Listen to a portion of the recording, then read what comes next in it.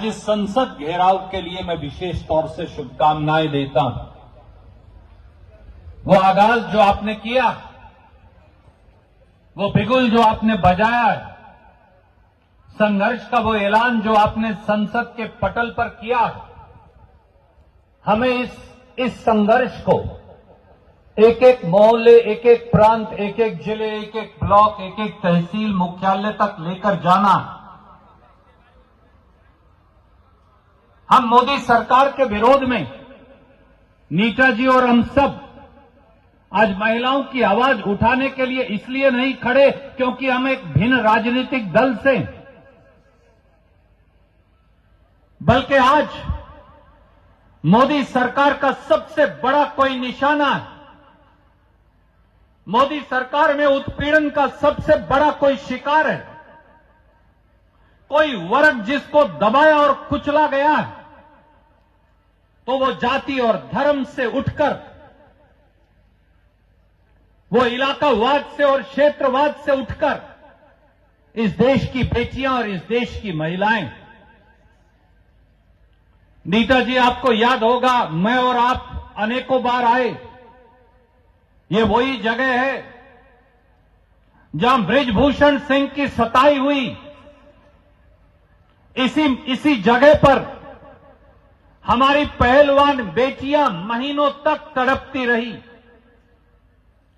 बृजभूषण सिंह, जिसको आदित्यनाथ और नरेंद्र मोदी जी का आशीर्वाद प्राप्त है, जो भारतीय जनता पार्टी का सांसद है, जिस बृजभूषण सिंह ने हमारी महिला पहलवानों का शोषण किया, शारीरिक उत्पीड़न किया, मानसिक यातनाएं दी, इस बात का खुला सबूत था।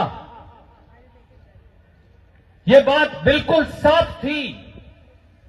इसी बैरियर के उस पार वो बेटियां यहां कराती रही संसद भवन के सामने, परंतु प्रधानमंत्री नरेंद्र मोदी जी का मन नहीं पसीजा। हमारे गृह मंत्री अमित शाह जी ने दिल्ली पुलिस के ये साथी, जिनकी भी वो बहनें और बेटियां हैं, इनको हुक्म देकर उन बेटियों को सड़कों पर घिसटवाया और पिटवाया, न्याय नहीं दिया।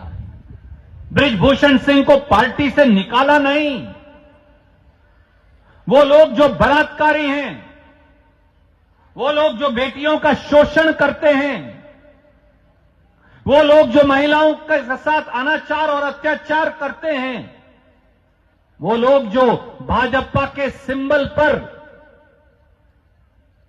संसद की शहतीर पर बैठे हैं, उनको दुर्भाग्य से देश के प्रधानमंत्री और देश के गृह मंत्री संरक्षण देते हैं। उन सारी बेटियों को घसीट घसीट कर तड़पते हुए, बिलबिलाते हुए जेल की सलाखों के पीछे भेज दिया। आज तक उन पहलवान बेटियों को न्याय नहीं मिला। जब पूरे देश से आवाज उठी, जब नीता जी और हमारी महिला कांग्रेस के साथियों ने उन महिला पहलवानों की आवाज उठाई,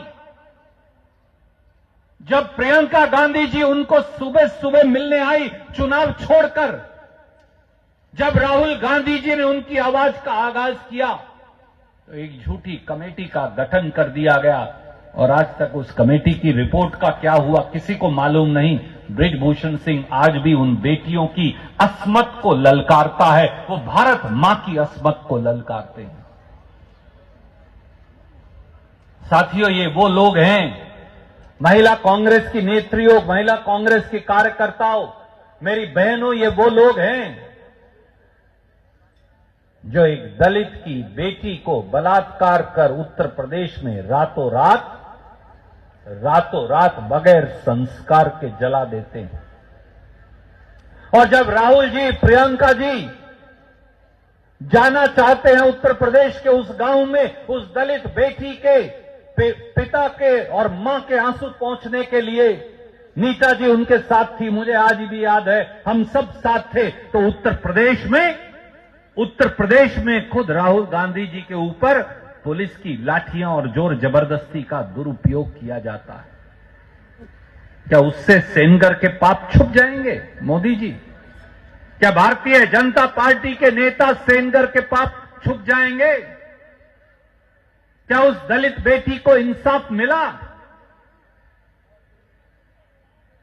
ये वो लोग हैं जो कठुआ के अंदर, अब तो जम्मू कश्मीर प्रांत भी नहीं रहा, अब तो ये नहीं पता जम्मू कश्मीर लद्दाख को मैं क्या कहूं, जिन्होंने कठुआ के अंदर भारतीय जनता पार्टी के नेताओं ने वहां बेटियों के साथ अनाचार और बलात्कार किया, परंतु एक शब्द देश के प्रधानमंत्री और गृह मंत्री ने नहीं कहा। आज भी उठाकर देख लीजिए, जहां जहां भारतीय जनता पार्टी का शासन है, समेत देश की राजधानी दिल्ली के, मेरी बहनों, सबसे ज्यादा बलात्कार, अत्याचार, अनाचार, उनकी घटनाएं वहां वहां होती हैं जहां जहां भारतीय जनता पार्टी है। वो मध्य प्रदेश हो, वो गुजरात हो, वो दिल्ली हो, वो उत्तर प्रदेश हो, वो हरियाणा हो, जहां जहां भारतीय जनता पार्टी है वहां वहां बेटियों पर अत्याचार और अनाचार है। क्योंकि भाजपा के लोग आपको यह बताना चाहते हैं कि आपको बराबरी का अधिकार नहीं। आदित्यनाथ निर्णय करेंगे कि आप किस समय घर से बाहर जा सकती हैं, आप किस प्रकार के वस्त्र पहनेंगी, इसका निर्णय भी हमारी बेटियों की जगह भारतीय जनता पार्टी के नेता करना चाहते हैं। वो ये निर्णय भी करना चाहते हैं कि कौन सी महिला सलवार कमीज पहन सकती है, कौन साड़ी पहन सकती है, कौन पैंट शर्ट पहन सकती है, कौन कोई और कपड़ा पहन सकती है अपनी मर्जी का। क्योंकि उनका मानना है, भारतीय जनता पार्टी के लोग जिनकी मानसिकता ही 17वीं सदी की है, माफ कीजिए, वो दलित आदिवासी से भी ज्यादा अगर किसी से नफरत करते हैं तो वो महिला की बराबरी से नफरत करते हैं। वो नहीं चाहते कि इस देश की महिलाएं बराबर आकर खड़ी हो जाएं। वो नहीं चाहते कि इस देश की महिलाएं अपना अधिकार मांग सके, मुंह खोलकर अपनी बात कह सके और कह सके हम पुरुषों से कम नहीं, हम उनसे अगली लाइन में खड़ी होंगी जाकर। वो नहीं चाहते। और जब उनकी पोल खुल रही थी, जब उनकी पोल खुलने लगी तो एक झुंझुना लेकर आए और उस झुंझुने का इस्तेमाल पूरे देश में किया। महिला आरक्षण का कानून कोई लेकर आया था तो कांग्रेस पार्टी और सोनिया गांधी जी लेकर आई थी, जो राज्यसभा में कांग्रेस के शासन में हमने पारित करवाया था। यही लोग हैं जिन्होंने लोकसभा में उसे पारित नहीं होने दिया था। अब जो महिला आरक्षण का कानून है वो मेरी बहनों लागू होगा। अब हम 2023 में हैं, लगभग समाप्त हो गया। 2030 के बाद, शायद 2035 के बाद दोबारा जनगणना होगी। मैं और शक्ति भाई रास्ते में यही बात कर रहे थे आते हुए। दोबारा जनगणना होगी, दोबारा हल्काबंदी होगी, दोबारा डिलिमिटेशन कमीशन बनेगा, उसके बाद शायद महिला आरक्षण लागू होगा। तब तक झुंझुना बजाओ। एक खिलौना हाथ में दे दिया और कहा कि मेरी जय जयकार करो। ये वो लोग हैं जो आपके राहुल गांधी जी ने सही कहा चुनौती देते हुए, नरेंद्र मोदी जी, अगर आप सच्चे हैं, अगर आप महिलाओं को अख्तियार देना चाहते हैं तो फिर ये आरक्षण कल से लागू करो। हम अपनी सीट छोड़ने को तैयार हैं, कांग्रेस की सीट भी जाएंगी, हम छोड़ने को तैयार हैं। हम महिलाओं को 33% आरक्षण आज से देने को तैयार हैं। सारी विधानसभा और लोकसभा में लागू कर दीजिए। जिस आदमी की सीट जाएगी तो जाए, हमें ऐतराज नहीं। जब राहुल गांधी को ऐतराज नहीं, माननीय मल्लिकार्जुन खड़गे को ऐतराज नहीं, जब विपक्षी दलों इंडिया अलायंस को ऐतराज नहीं, तो नरेंद्र मोदी जी और भारतीय जनता पार्टी इसे लागू क्यों नहीं करते? और मैं और लंबा समय नहीं लूंगा, पर एक बात और कहूंगा।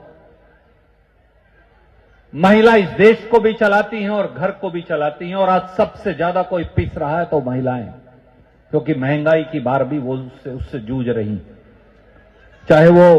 चाहे वो दाल हो, आटा हो, चीनी हो, मसाले हो, आज जिंदगी दूभर हो गई। और इसीलिए राहुल गांधी जी कई गारंटी लेकर आए थे, खड़गे साहब कई गारंटी लेकर आए थे। जहां कांग्रेस का शासन है हमने वो लागू करके दिखाई। कल ही नीता जी हमने बयान इशू करके बताया, हमारी महिला कांग्रेस की कर्नाटक की अध्यक्षा यहां खड़ी, 1 करोड़ से ज्यादा महिलाओं को कर्नाटक की कांग्रेस की सरकार खड़गे जी और राहुल जी की दी हुई गारंटी के आह्वान पर 2,000 रुपया महीना उनके खाते में डाल रही। कर्नाटक के अंदर पिछले 4 महीने में 115 करोड़ बार महिलाओं ने मुफ्त बस यात्रा की है, वो शक्ति स्कीम जो राहुल गांधी जी ने लागू की थी। कर्नाटक के अंदर 4 करोड़ गरीबों को हर महीने हम 10 किलो अनाज मुफ्त देते हैं और बाकी उनको पैसा देते हैं, उनके खातों के अंदर डायरेक्ट ट्रांसफर कर रहे हैं। 800 करोड़ रुपए से ज्यादा हम दे चुके, 4 महीने में 2300 करोड़ रुपया महिलाओं के खाते में डाला है। 38,000 करोड़ रुपया, जिनमें से अधिकतर महिलाओं के खाते में जाएगा, कांग्रेस की कर्नाटक की सरकार डाल रही है। और अब तेलंगाना की सरकार वही काम शुरू कर देगी। जहां जहां कांग्रेस है वहां वहां महिला अधिकार है, जहां जहां भारतीय जनता पार्टी है वहां वहां महिला शोषण है, अनाचार है, अत्याचार है। इसलिए झांसी की रानी की तरह एक बार फिर, इंदिरा गांधी की तरह एक बार फिर आपको ये लड़ाई लड़नी पड़ेगी। इस देश के शोषितों की, वंचितों की, युवाओं की, महिलाओं की, गरीबों की, संसाधनहीनों की। और इस लड़ाई के अंदर नीता जी, मुझे विश्वास है कि आपकी अगुवाई के अंदर यह लड़ाई और मजबूत होने वाली है। आपने मुझे यहां बुलाया और आपसे मेरे विचार साझा करने का मौका दिया, बहुत बहुत शुक्रिया। और मैं ये कहूंगा नीता जी कि इस लड़ाई में जहां आपको अपने भाई की जरूरत हो, मैं आपके साथ, भाई शक्ति सिंह आपके साथ हमेशा खड़े रहेंगे।